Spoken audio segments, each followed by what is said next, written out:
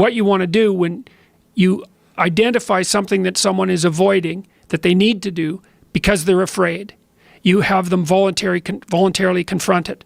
And so you break it down. What you try to do if you're a behavior therapist is you break down the thing they're avoiding into smaller and smaller pieces until you find a piece that's small enough so they'll do it. And it doesn't really matter as long as they start it, you know, then they can put the next piece on and the next piece. And what happens is they don't get less afraid exactly, they get braver.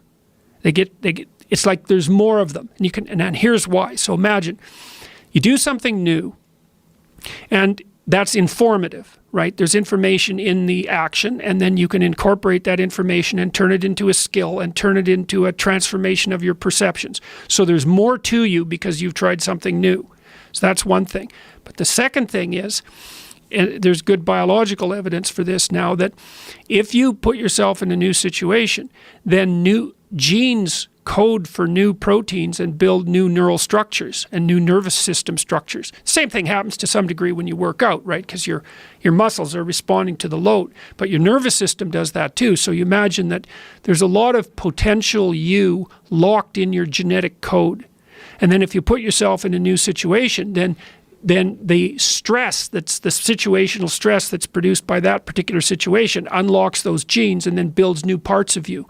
And so that's very cool, because who knows how much there is locked inside of you. Okay, so now here's the idea. So let's assume that that scales as you take on heavier and heavier loads.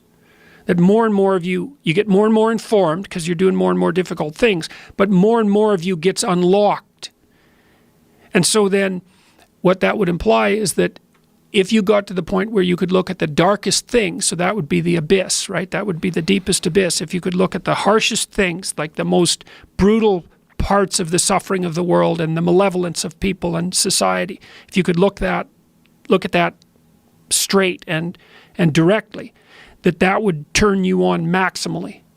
And so that's the idea of rescuing your father, because imagine that you're like the potential composite of all the ancestral wisdom that's locked inside of you biologically. But that's not going to come out at all unless you stress yourself, unless you challenge yourself. And the bigger the challenge you take on, the more that's going to turn on. And so that as you take on a broader and broader range of challenges and you push yourself harder, then more and more of what you could be turns on, and that's equivalent to transforming yourself into the ancestral father. Because you're like the, what would you call it? You're the consequence of all these living beings that have come before you. And that's all part of your biological potentiality. And then if you can push yourself, then all of that clicks on and that turns you into who you could be. That's the re-representation of that positive ancestral father. So that's why you rescue your father from the belly of the beast.